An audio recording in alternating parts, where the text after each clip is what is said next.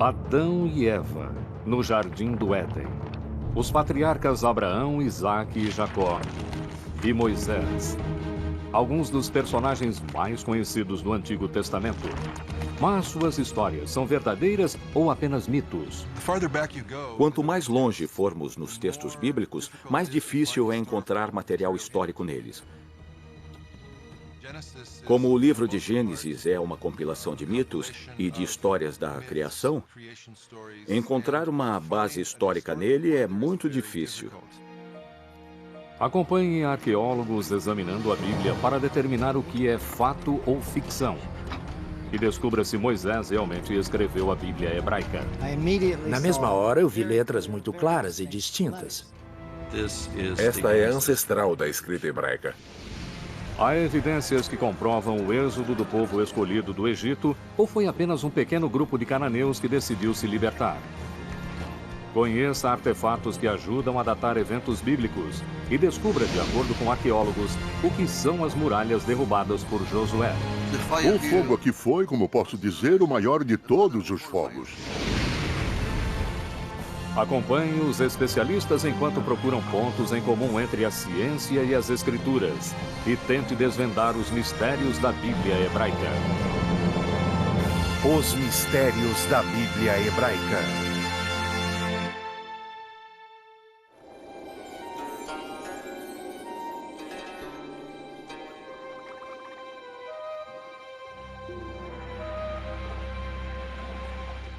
Em 1896, próximo às margens do Nilo, no sul do Egito, o arqueólogo britânico Flinders Petrie conduziu uma escavação em Tebas, a antiga cidade dos mortos.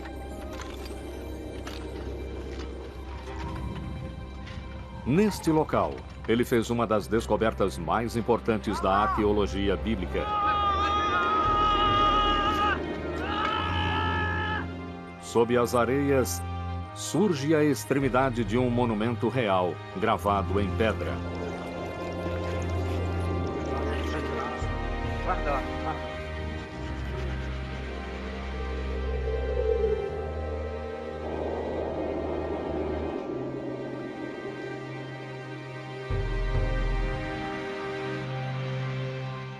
O objeto, feito em homenagem ao faraó Merneptah, filho de Ramsés o Grande, ficou conhecido como a Estela de Merneptah.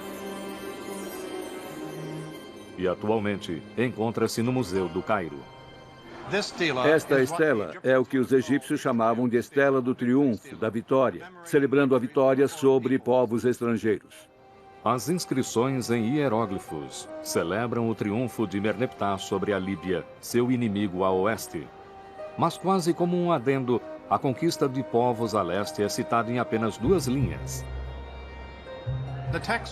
Está escrito: Asquelon foi conquistada, Gezer foi conquistada, Yanoã, no norte do Vale do Jordão, foi tomada.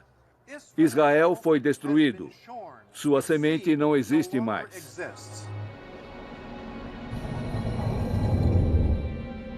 A história prova que o faraó estava enganado. Em vez de representar sua aniquilação, a Estela de Merneptah anuncia a entrada no palco mundial de um povo chamado Israel. Esta é uma prova valiosíssima de um grupo étnico chamado Israel no Planalto Central do sul de Canaã. De acordo com a cronologia egípcia, o documento data de 1208 a.C.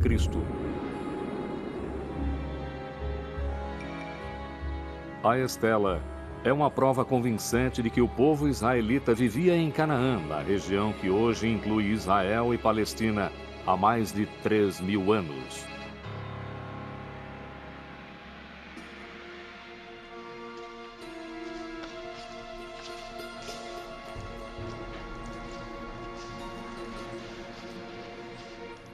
Os antigos israelitas são mais conhecidos por meio de contos familiares que registram sua história.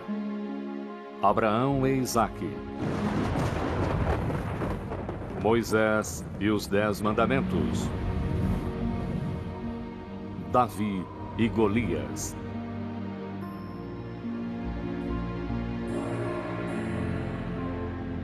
Foram os antigos israelitas que escreveram a Bíblia.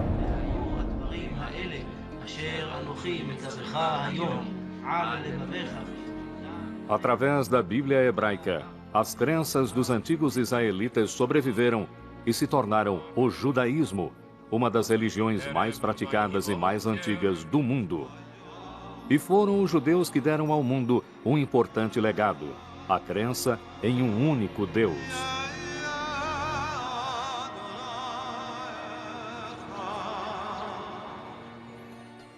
Esta crença se tornaria a fundação para duas outras importantes religiões monoteístas: o cristianismo e o islamismo.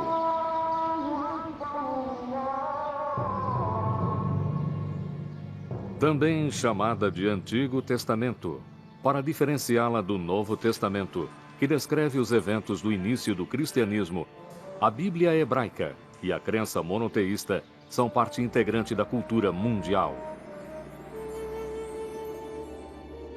No entanto, nos tempos antigos, todos os povos, incluindo egípcios, gregos e babilônios, adoravam vários deuses, normalmente na forma de ídolos.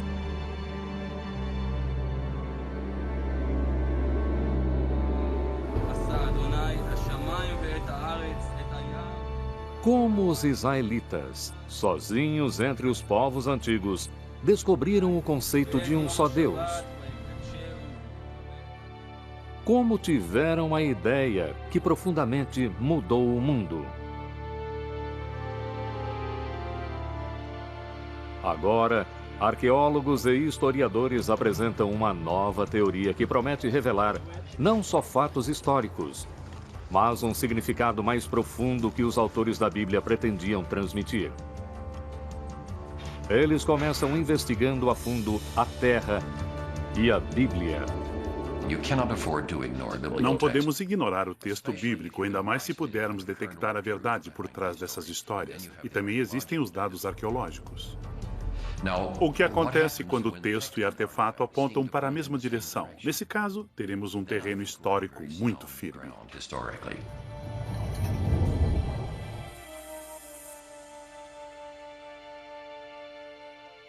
Estudiosos procuram pontos em comum entre a ciência e as escrituras.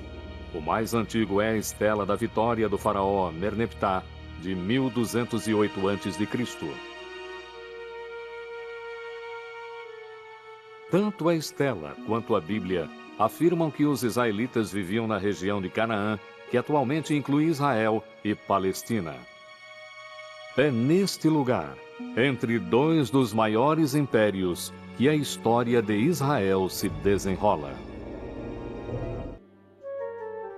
A Bíblia hebraica está repleta de histórias sobre as origens de Israel. A primeira é de Abraão, que deixa a Mesopotâmia com a família e viaja para a terra prometida, Canaã.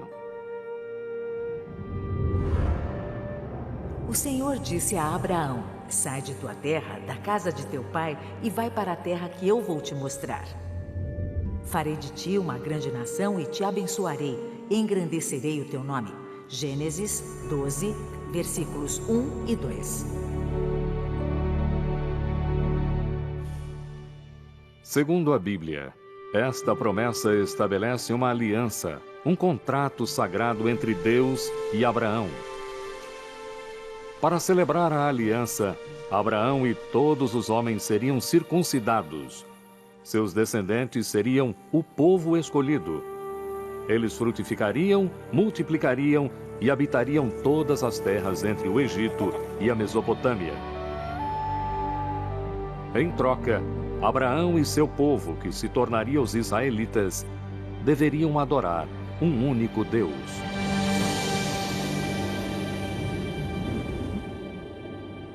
Essa é uma nova ideia, uma ideia que ninguém tinha tido antes. Deus, no nosso sentido, não existe antes de Abraão. É difícil compreender como essa ideia deve ter sido radical em um mundo dominado pelo politeísmo, com a adoração de vários deuses e ídolos.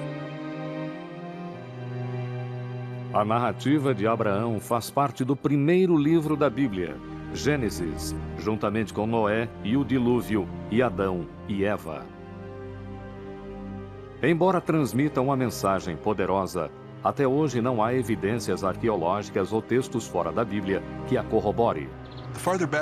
Quanto mais longe for no texto bíblico, mais difícil é encontrar material histórico nele. Os patriarcas remontam a Gênesis, que é em grande parte uma compilação de mitos e de histórias da criação. É muito difícil encontrar uma base histórica. Essa ausência de evidências históricas faz os estudiosos adotarem uma abordagem diferente ao lerem a narrativa bíblica. Eles olham além do conceito moderno de fato ou ficção, perguntando-se, para começar, por que a Bíblia foi escrita.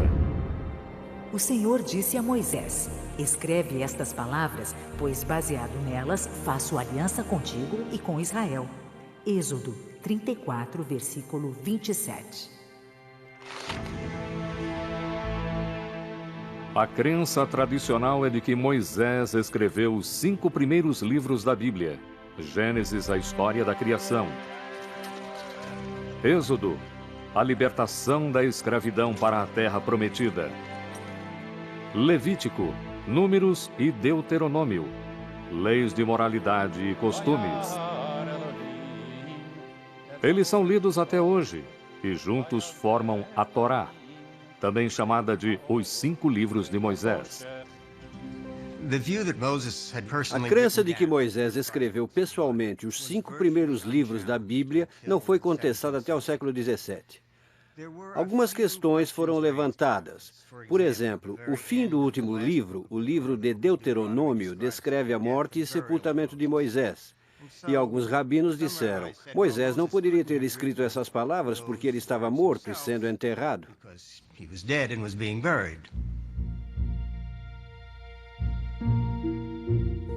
Investigando o texto detalhadamente, encontram-se outras discrepâncias. Por exemplo, quantos animais de cada espécie Noé deveria levar à arca? Um texto diz 2, um par de cada animal. Outro texto diz 7 pares dos animais puros e apenas 2 dos animais impuros. Em um capítulo, a Bíblia diz que o dilúvio durou 40 dias e 40 noites, mas no seguinte diz que foram 150 dias. Para ver se a água havia baixado, Noé envia uma pomba, mas na sentença anterior ele envia um corvo. Há 2 versões completas da história do dilúvio misturadas na mesma página.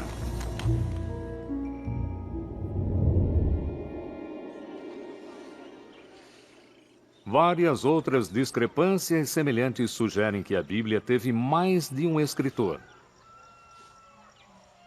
Na verdade, nos 5 primeiros livros da Bíblia, estudiosos identificaram pelo menos 4 grupos diferentes de escribas, redigindo ao longo de centenas de anos.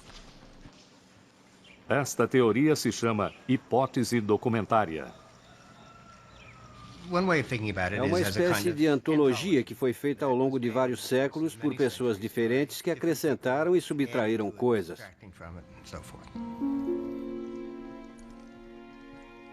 Mas quando a Bíblia começou a ser escrita?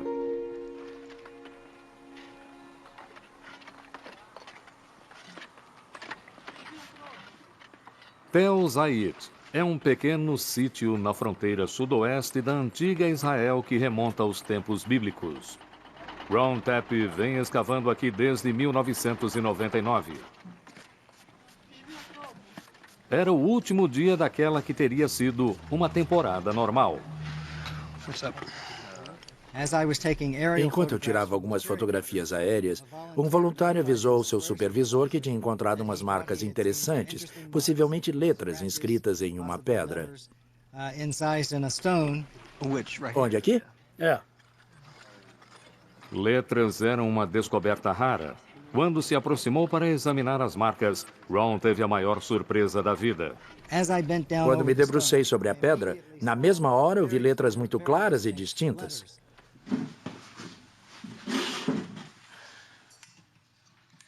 Ron retirou a rocha e a levou ao laboratório em um quibutz próximo.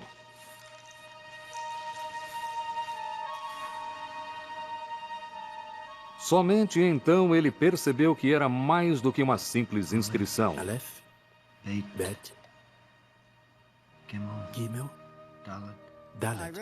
Percebi que a inscrição era um abecedário, ou seja, não uma narrativa, mas as letras do alfabeto semita escritas na ordem correta.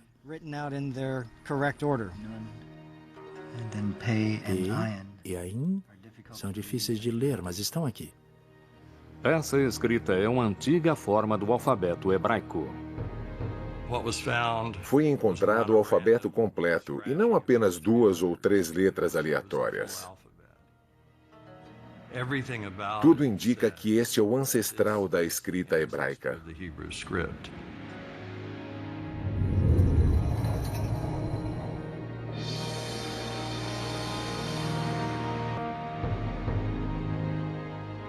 O abecedário de Tel Zait é o mais antigo alfabeto hebraico já descoberto. Ele data de 1000 a.C. Dessa forma, a Bíblia hebraica poderia ter começado a ser escrita nessa época.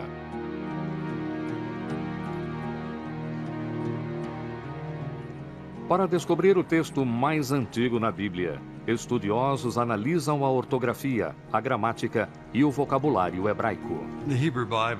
A Bíblia hebraica é uma coleção de textos escritos há mais de 1000 anos. E como qualquer outro idioma, o hebraico naturalmente mudou ao longo desse tempo.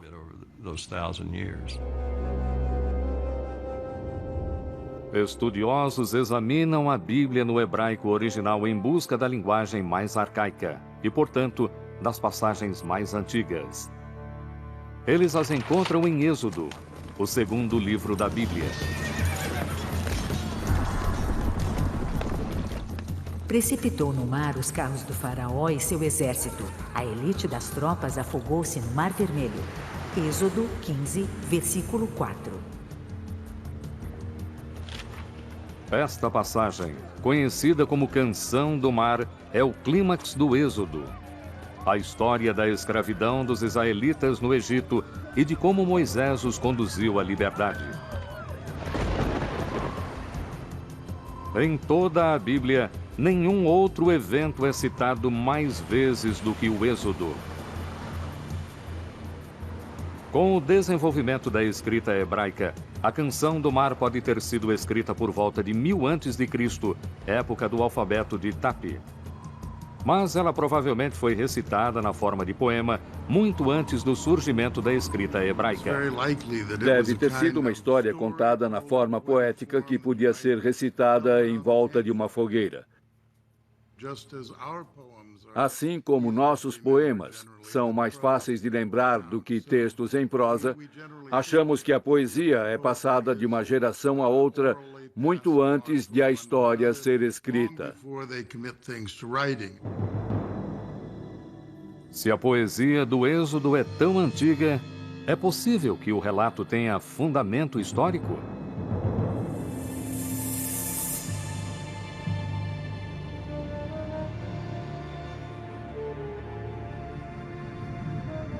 Aqui, no delta oriental do Nilo, no Egito, em uma paisagem repleta de ruínas e de monumentos caídos, arqueólogos descobriram uma cidade perdida.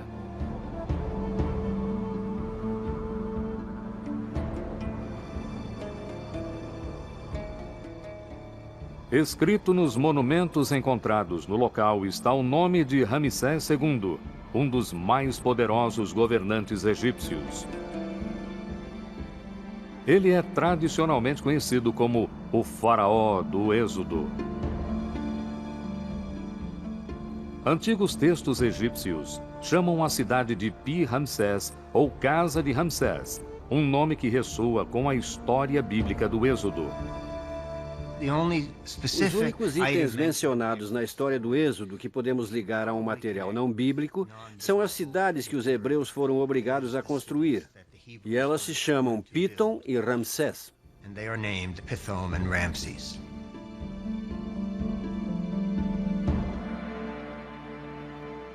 Historiadores concordam que a cidade bíblica de Ramsés é a antiga cidade egípcia Pi-Ramsés. Suas ruínas encontram-se na atual Tanis. Os egiptólogos identificaram Pi-Ramsés, a cidade de Ramsés, como sendo Tanis, porque aqui existe uma abundância de monumentos a Ramsés. Essa convergência entre a arqueologia e a Bíblia fornece uma data aproximada para o Êxodo. Ele não pode ter acontecido antes de Ramsés se tornar rei por volta de 1275 a.C. e não pode ter acontecido após 1208 a.C., quando a estela do faraó Merneptah, filho de Ramsés II, localiza os israelitas em Canaã. A Bíblia afirma que os israelitas deixaram o Egito em massa. 600 mil homens e suas famílias, e em seguida caminharam no deserto por 40 anos. Mesmo supondo que a Bíblia exagera, em 100 anos de buscas, arqueólogos ainda não encontraram evidências de uma migração que possa ser relacionada ao Êxodo. Nenhum sítio arqueológico nos forneceu qualquer informação sobre a rota percorrida no deserto. O êxodo não é comprovado em lugar algum.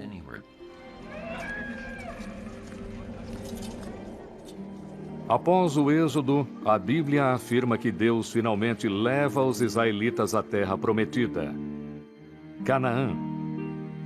A arqueologia e fontes externas à Bíblia revelam que Canaã era composta de cidades-estado fortificadas, cada uma delas com o próprio rei, todos servindo ao Egito e seu faraó.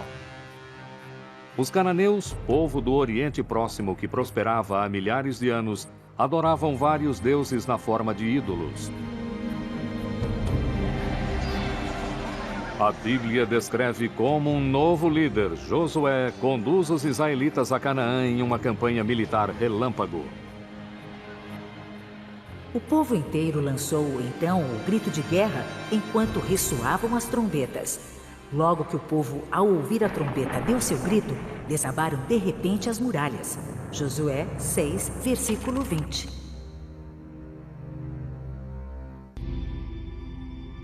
Nos anos 1930, o arqueólogo John Garston escavou em Jericó a primeira cidade cananeia na campanha de Josué. Ele descobriu evidências claras de destruição e declarou ter encontrado as muralhas derrubadas por Josué.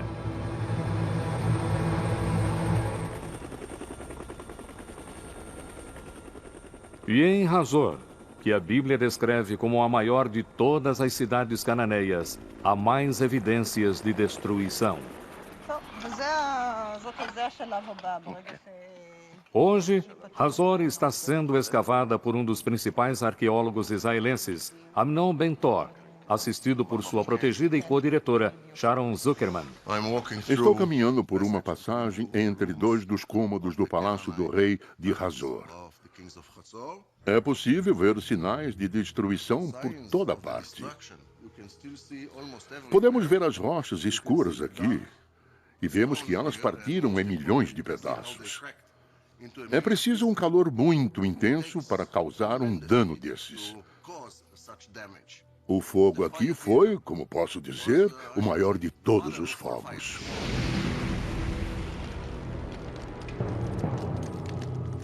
Entre as cinzas foi encontrada uma estátua profanada, possivelmente do rei ou do deus patrono de Hazor. A cabeça e as mãos foram cortadas, aparentemente pelos conquistadores da cidade. O fogo marcou o fim de Hazor. Primeira pergunta: quem fez isso? Quem estava por perto? Quem é candidato? Em primeiro lugar, os egípcios. Eles não fazem qualquer referência a Hazor. Nas inscrições da época não encontramos Hazor. Outra cidade-estado cananeia poderia ter feito isso? Talvez. Mas quem era forte o bastante para isso? Quem sobra? Os israelitas são os únicos que dizem ter feito. Assim, eles devem ser considerados culpados pela destruição de Hazor até que provem o contrário.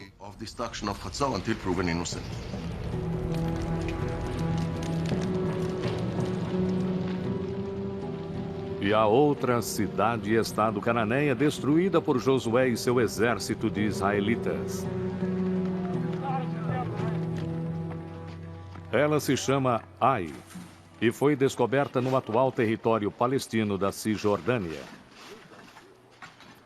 Aqui o arqueólogo Hani Nur Eldin e sua equipe estão encontrando evidências de uma rica cultura cananeia. Primeiro surgiu a aldeia, que tornou-se uma cidade, e foi feita uma fortificação cercando o local.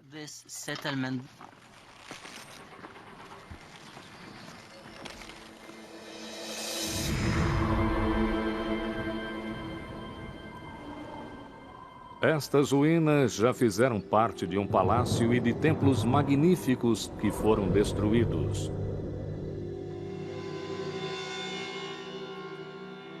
Mas ao datarem a destruição, os arqueólogos descobriram que ela aconteceu cerca de 2.200 anos antes de Cristo. Jericó foi destruída em 1500 a.C. e Hazor em cerca de 1250 a.C. As cidades-estado não foram destruídas ao mesmo tempo. Há um intervalo de quase 1000 anos. Na verdade, dos 31 locais que a Bíblia afirma que Josué conquistou, poucos possuem algum sinal de guerra. Não há evidências de conflito armado na maioria desses lugares. Também se sabe que a maior parte das cidades cananeias, que supostamente foram destruídas pelos israelitas, não foram destruídas, ou foram destruídas por outros. Uma única invasão militar, liderada por Josué, não justifica a chegada dos israelitas em Canaã.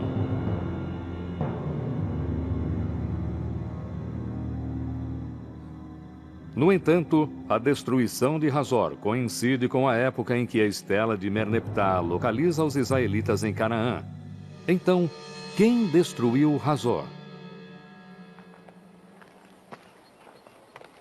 Amnon Ben-Tor acredita que os israelitas destruíram a cidade. Mas sua co-diretora Sharon Zuckerman tem outra opinião. A última destruição consistiu na mutilação de estátuas de reis e deuses. Não há quaisquer sinais de guerra ou de qualquer tipo de conflito. Não há armas nas ruas, como vemos em outros locais destruídos por estrangeiros. As escavações revelam que Hazor tinha uma cidade baixa, onde viviam populares, servos e escravos, e uma cidade alta ocupada pelo rei e pela elite. Sharon descobriu nos palácios da elite áreas de ruínas e abandono. Para os arqueólogos, são sinais de uma cultura em declínio e de uma rebelião interna.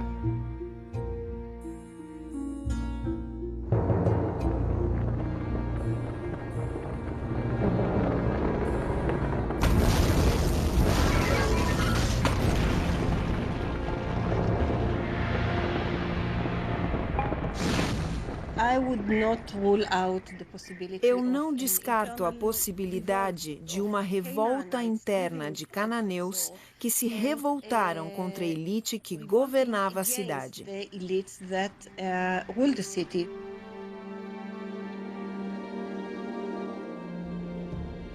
De fato, todo o sistema cananeu de cidades-estado, incluindo Hazor e Jericó, cai por terra.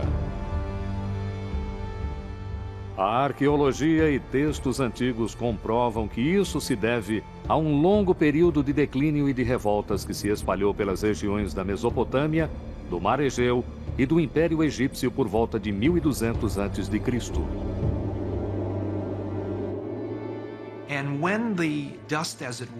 E quando a poeira baixa, quando podemos ver o que assume o lugar dessas cidades, encontramos vários novos povos se destacando nesse vazio criado pela dissolução do sistema de Estado.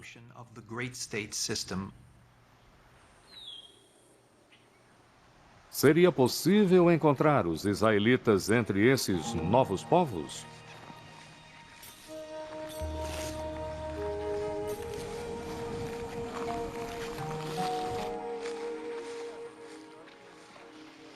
Nos anos 1970, arqueólogos iniciaram um levantamento em toda a região central de Canaã, onde atualmente está localizado o território palestino da Cisjordânia. Eu lecionava na época e levávamos os alunos 2 vezes por semana ao Planalto. E a cada dia cobríamos entre 2 e 3 quilômetros quadrados. É um processo bem lento para cobrir toda a área.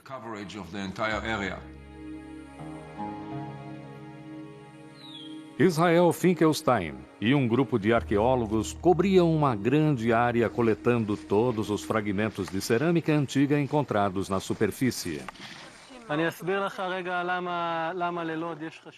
Ao longo de 7 anos, ele cobriu quase 1000 quilômetros quadrados, classificando a cerâmica e localizando os achados em um mapa. No início, os pontos no mapa não representavam nada para mim, mas aos poucos comecei a notar algumas coisas.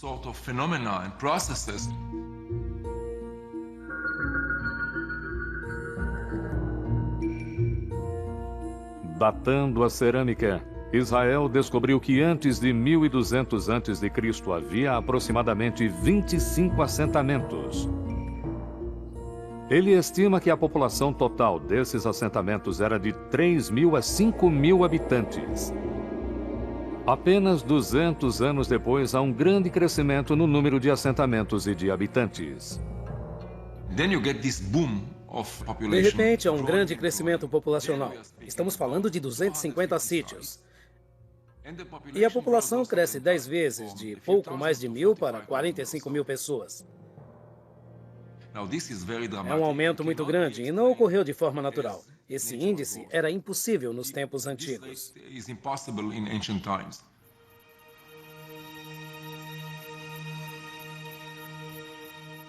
Se o crescimento não foi natural, talvez sejam pessoas que dispersaram após o colapso das grandes cidades-estado.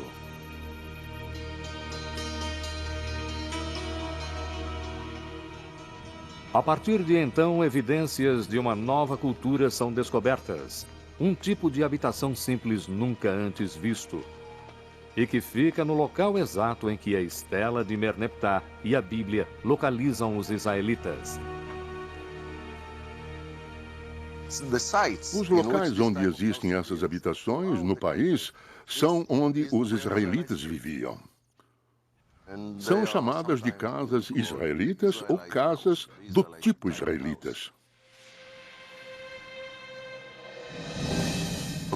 As pessoas que habitavam esses vilarejos viviam numa sociedade mais ou menos igualitária, porque não há grandes instalações arquitetônicas.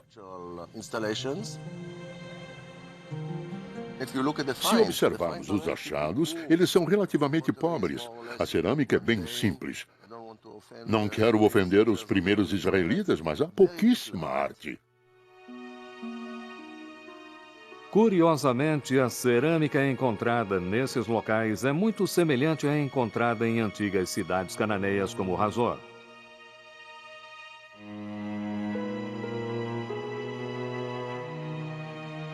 Na verdade, a casa israelita é praticamente a única coisa diferente.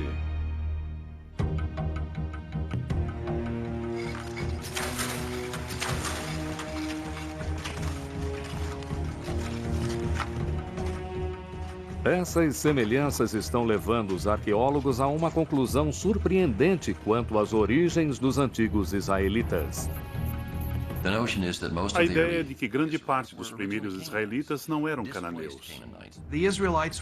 Os israelitas sempre estiveram na terra de Israel. Eles eram nativos, mas pertenciam a um grupo diferente, eram basicamente os desprovidos.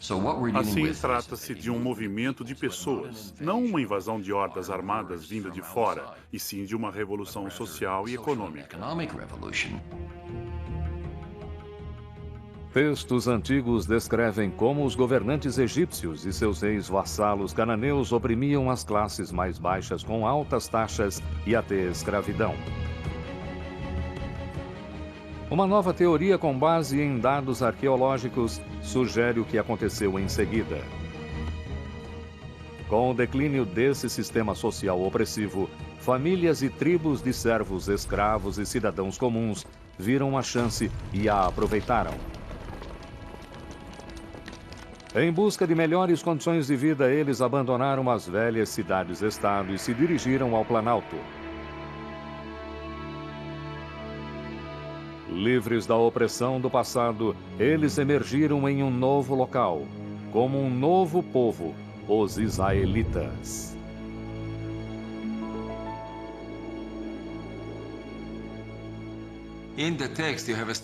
No texto, os israelitas vêm de fora.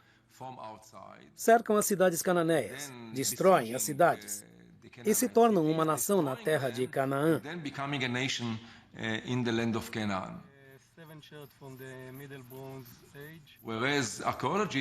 A arqueologia diz o oposto. Segundo a arqueologia, o surgimento de Israel é resultado do colapso da sociedade cananeia. Não há causa desse colapso. A arqueologia revela que os israelitas eram originalmente cananeus.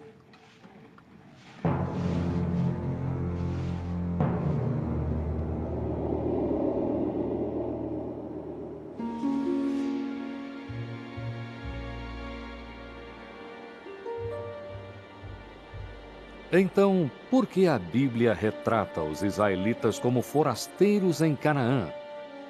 E a saída de Abraão da Mesopotâmia, de Moisés conduzindo os escravos para fora do Egito e em direção da terra prometida, e Josué conquistando Canaã vindo de fora? A resposta pode estar no desejo de criar uma nova identidade. A identidade, segundo os psicólogos, é criada ao falarmos sobre o que não somos ao falar dos outros. Para descobrir quem sou, devo saber quem eu não sou. Uma ausência clara nos vilarejos israelitas são os grandes palácios e as cerâmicas extravagantes associadas aos reis e à elite de Canaã. Os israelitas não gostavam do sistema cananeu e se definiam em contraste com esse sistema. Ao não usarem cerâmicas decoradas ou importadas, criaram uma ideologia de simplicidade que marcou a diferença entre eles e o sistema cananeu egípcio.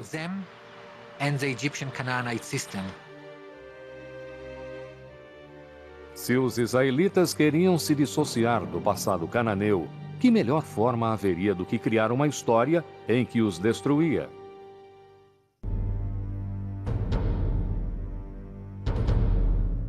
Mas as histórias de Abraão, do Êxodo e da conquista servem a outro propósito. Elas celebram o poder do que a Bíblia afirma ser a principal distinção entre os israelitas e todos os outros povos: seu Deus. Mais tarde, no judaísmo, o nome de Deus foi considerado tão sagrado que jamais deveria ser falado. Não sabemos exatamente o que significa, nem como era pronunciado, mas parece que era o nome pessoal do Deus de Israel. Assim, seu título era Deus, e seu nome eram essas 4 letras, YHWH, que provavelmente eram pronunciadas Yahvé.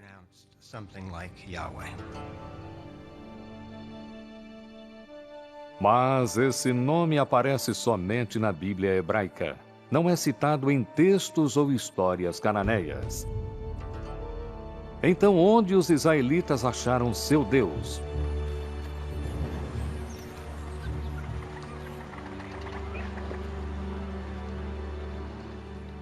A busca pelas origens de Yahvé levou os estudiosos ao Antigo Egito.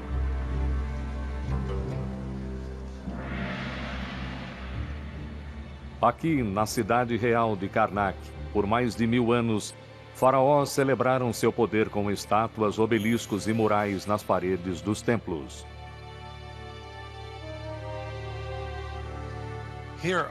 Aqui, na muralha norte de Karnak, temos cenas que retratam vitórias e batalhas de Seti I, pai de Ramsés o Grande. Seti celebra uma de suas maiores vitórias sobre os Chassos.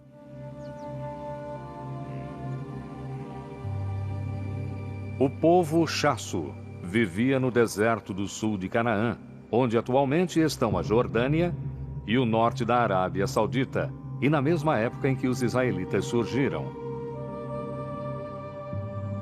Segundo textos egípcios, um dos lugares onde viviam chamava-se YHW, que provavelmente pronunciava-se Yahu, o nome de seu deus patrono.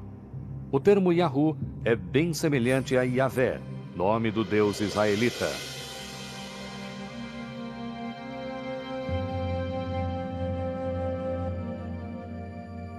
Na Bíblia, o lugar onde os Chassos viviam é chamado de Madian. É neste lugar, antes do êxodo, que Moisés encontra Deus pela primeira vez na forma de uma sarça ardente. Não te aproximes daqui. Tira as sandálias dos pés, porque o lugar onde estás é chão sagrado. Deus disse ainda a Moisés: assim dirás aos israelitas: Yahvé, o Deus de vossos pais, enviou-me a vós. Este é o meu nome para sempre, e assim serei lembrado de geração em geração. Êxodo 3, versículos 5 e 15. Assim, temos em fontes egípcias um nome parecido com o Yahvé, nas proximidades de Madian. Moisés está em Madian, uma deidade surge para ele e se identifica como Yahvé.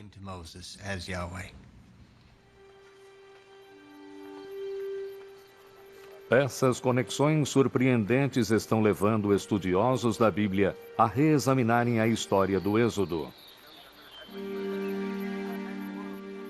Embora não haja provas para corroborar uma migração em massa, alguns acreditam que um pequeno grupo de fato escapou do Egito. No entanto, não eram israelitas e sim escravos cananeus. Na viagem de volta a Canaã, passaram por Madian, onde ouviram histórias do deus Chasso Yahu. Foi um grupo de pessoas que fugiu do Egito e teve uma experiência divina. Era um grupo pequeno em termos demográficos, mas importante ideologicamente.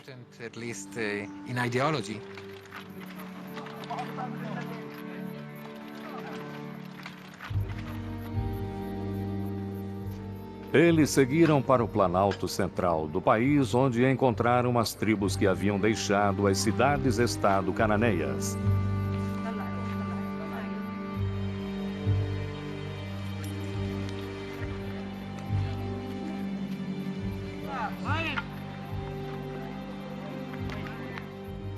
Suas histórias de libertação ressoaram nesta nova sociedade igualitária.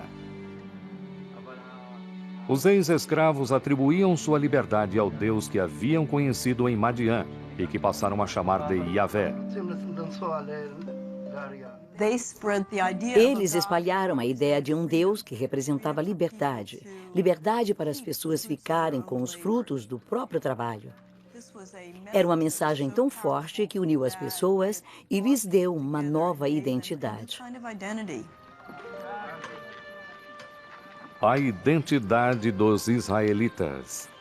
Eles eram uma combinação de cananeus libertados, escravos fugitivos e até de nômades que se estabeleciam.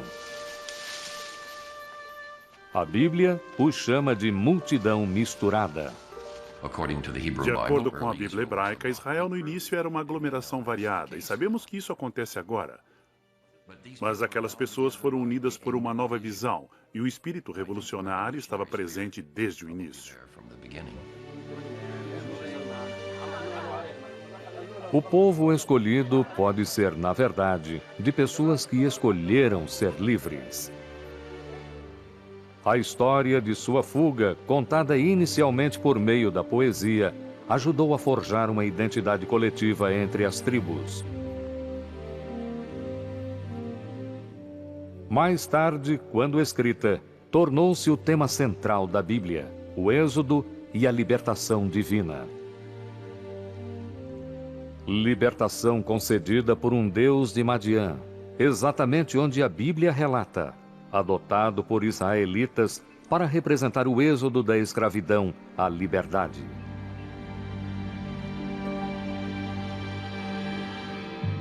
Então, foi esse o nascimento do monoteísmo? A ideia comum do que diferenciava os antigos israelitas de seus vizinhos era o fato de que os vizinhos adoravam vários deuses e deusas, e os israelitas somente um Deus verdadeiro. Mas não é esse o caso. Esta estatueta de touro, que representa El, o deus-chefe das deidades cananeias, é um dos milhares de ídolos encontrados em sítios israelitas. Os israelitas muitas vezes adoravam outros deuses. Não deviam fazer isso, mas faziam. Assim, no aspecto prático, muitos israelitas não eram monoteístas.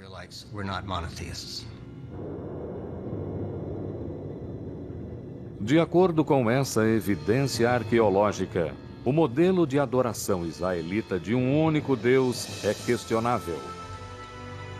Mas palavras, pensamentos e ideias têm o poder de criar. Ao tentarem se definir como um povo único que adorava um único Deus, os escritores da Bíblia hebraica plantaram uma semente que por fim floresceu e se tornou a base para o monoteísmo praticado pelas 3 principais religiões do mundo atualmente. Sejam escritas por Moisés ou por escribas, as histórias do Antigo Testamento estão gravadas nos corações de milhões que encontram conforto e fé nas palavras da Bíblia.